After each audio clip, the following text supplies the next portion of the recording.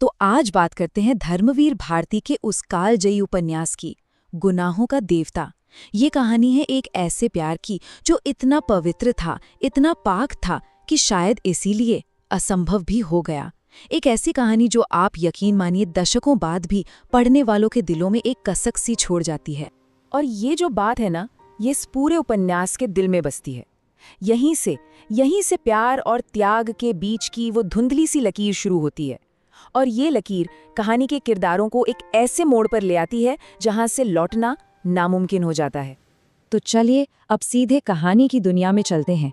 मिलते हैं इसके दो सबसे अहम किरदारों से, चंदर और सुधा, और समझने की कोशिश करते हैं उनके उस अनोखे रिश्ते को जो दोस्ती और भक्ति के धागों से बुना हुआ था। तो कहानी की शुरुआत होती है इलाहाबाद शहर से। यहाँ एक बहुत ही होनहार, ब्रिलियंट रिसर्च स्कॉलर है चंदर। वो अपने प्रोफेसर डॉक्टर शुक्ला के साथ, मतलब उनके ही संरक्षण में रहता है।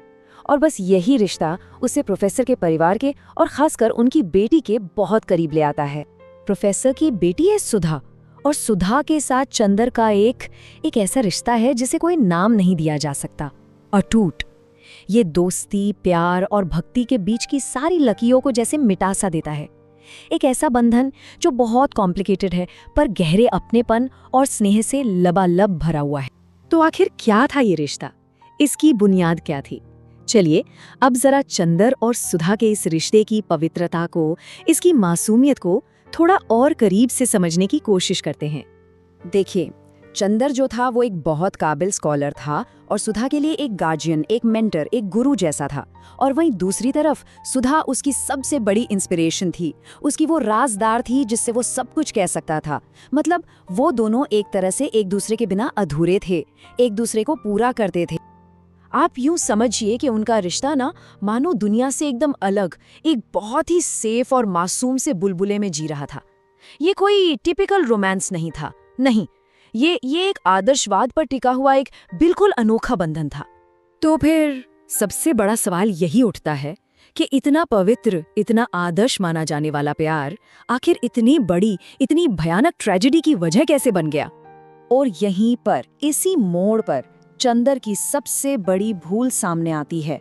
वो ये मानता था, उसका ये विश्वास था कि सुधा के लिए उसका प्यार इतना दिव्य है, इतना पवित्र है कि शादी जैसा दुनियावी रिश्ता उसे मैला कर देगा।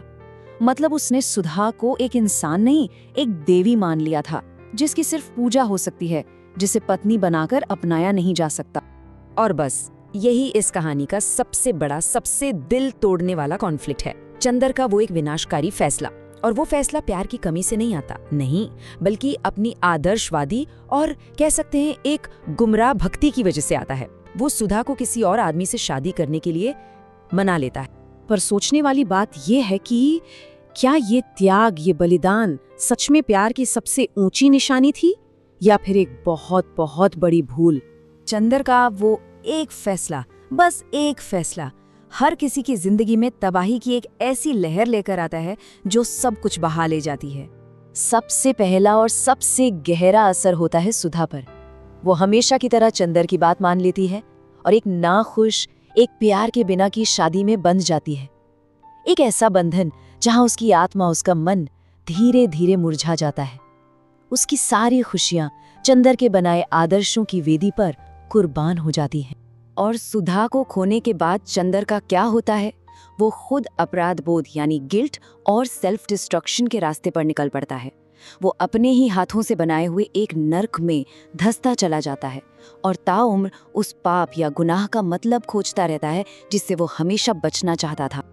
और यहीं से हम पहुंचते हैं इस उपन्यास के नाम पर, उसके गहरे शीर्षक पर और उसके असली मतलब पर। तो आखिर चंदर गुनाहों का देवता क्यों है? क्या वो बुरा है, दुष्ट है? नहीं, वो गुनाहों का देवता इसलिए बनता है क्योंकि उसके जो गलत आदर्श थे, उसकी जो सोच थी, वही उस इंसान के विनाश की वजह बनती है जिसकी वो पूजा करता था।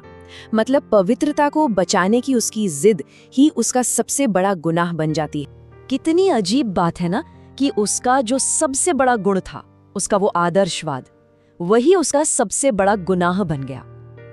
यही इस उपन्यास का सबसे दर्दनाक सच है। और आखिर में ये उपन्यास हमें एक बहुत बड़े सवाल के साथ छोड़ जाता है। क्या समाज के बनाए आदर्शों के लिए एक महान, एक सच्चे प्यार की बलि दे देना ही सबसे बड़ा गुनाह है? ये एक ऐसा सवाल है जो यकीन मानिए आज भी उतना ही जरूरी है, उतना ही रेलेवेंट है।